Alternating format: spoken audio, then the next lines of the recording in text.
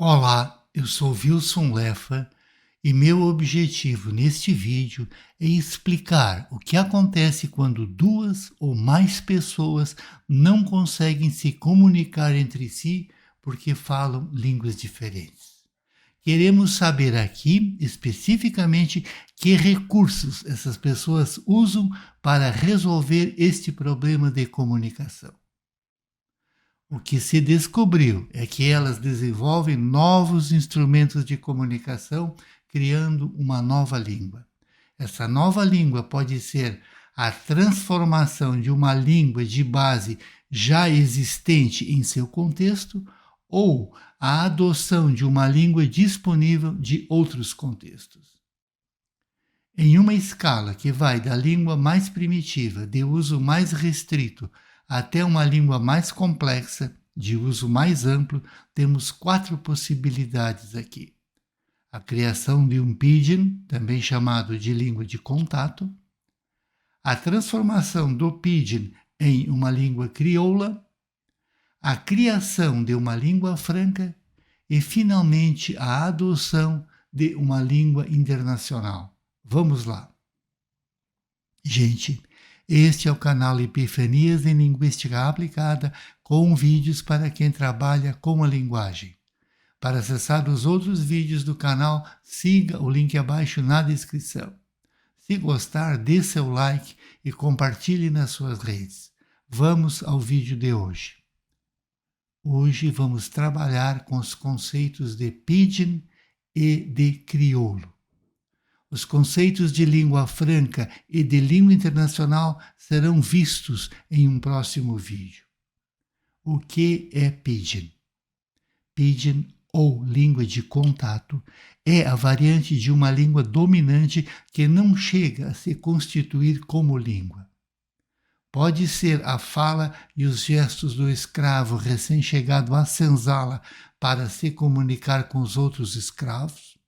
Pode ser os gestos do turista recém-chegado ao Japão, apontando no cardápio ilustrado o que deseja pedir.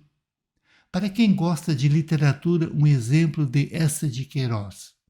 Eu tive uma admirável tia que falava unicamente o português e que comia simplesmente ovos. Quando em Londres, em Berlim, em Paris, em Moscou, agachava-se gravemente sobre o tapete, imitava com o rebolar lento das saias tufadas uma galinha no choco e gritava corococó. Nunca minha tia deixou de comer os seus ovos. Pidgin é, portanto, uma forma simplificada de comunicação que as pessoas desenvolvem quando não há uma língua comum entre elas. Os pidgins apareceram em contextos de urgência comunicativa, quando os representantes de dois grupos de falantes tiveram necessidade de comunicação imediata. Alguns traços que caracterizam os pidgins: léxico limitado, o vocabulário é reduzido e normalmente emprestado da língua dominante, gramática simplificada, a sintaxe e a morfologia são extremamente reduzidas, uso funcional apenas para a comunicação prática e imediata, ausência de falantes nativos. Ninguém tem o pidgin como língua materna. Em suma, o pidgin não é uma língua. É apenas um sistema de comunicação rudimentar que falantes de diferentes línguas inventam para se comunicar. A maioria das línguas surge de outras línguas, como o português, por exemplo, que veio do latim.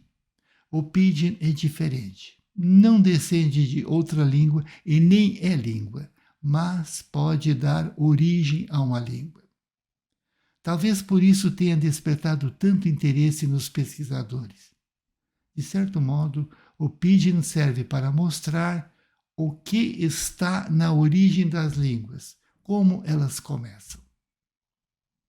O que é uma língua crioula? Alguns pidgins, com o tempo, se estabilizam em uma comunidade E as crianças já começam a nascer falando o Pidgin. Pronto, temos aí falantes nativos do Pidgin. Criou-se uma língua. Ah, professor, não é bem assim. Já calma, Frederico. Criou-se uma língua crioula, uma língua diferente da minha, diferente da tua, mas uma língua. Ah, professor, agora ficou pior. Do ponto de vista linguístico, em termos de status, não vejo qualquer diferença entre a língua que eu falo e uma língua crioula. Já calma, Frederico. Deixa eu continuar. Uma língua crioula não é um dialeto, como alguns pensam. É uma língua tão completa e tão complexa como qualquer outra língua não crioula. É óbvio que existem diferenças, principalmente na origem das línguas crioulas, em comparação com a origem das línguas não crioulas. É uma questão de berço. As línguas crioulas nascem de pidgins, formas simples de comunicação, vindas normalmente de colonizados.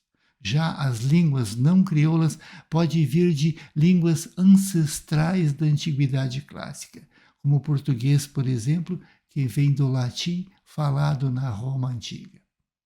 Além dessa diferença na origem, poderíamos talvez também citar a diversidade cultural. As línguas crioulas parecem tender para a multiculturalidade. É o caso, por exemplo, do papiamento, idioma oficial de Aruba e das ilhas vizinhas, uma língua crioula que é uma fusão de línguas indígenas, africanas, portuguesa e holandesa. É óbvio que essas diferenças, tanto na origem como na diversidade cultural da língua crioula, nada tem a ver com a questão de status linguístico. Não existem línguas inferiores ou superiores. Ou é língua ou não é língua. Para ser uma língua, precisa preencher 3 requisitos básicos, que são completude comunicativa, estrutura complexa e evolução natural. Completude comunicativa é a capacidade da língua de produzir sentido em diferentes contextos, formais ou informais, permitindo que os falantes exerçam as funções para as quais usam a linguagem: expressar seus sentimentos, agir sobre o outro, descrever o mundo. Estrutura complexa é a necessidade da língua de possuir uma gramática completa e um léxico extenso, com capacidade de se expandir. Evolução natural é a capacidade da língua de mudar ao longo do tempo, para atender às novas necessidades de seus falantes. As línguas crioulas tranquilamente preenchem esses 3 requisitos, garantindo aos seus usuários a formação de sua identidade, de sua cultura e de sua produção literária. São elementos importantes que os identificam como falantes de uma determinada língua crioula. É isso, gente. Se gostou, dê seu like e compartilhe nas suas redes. Muito obrigado.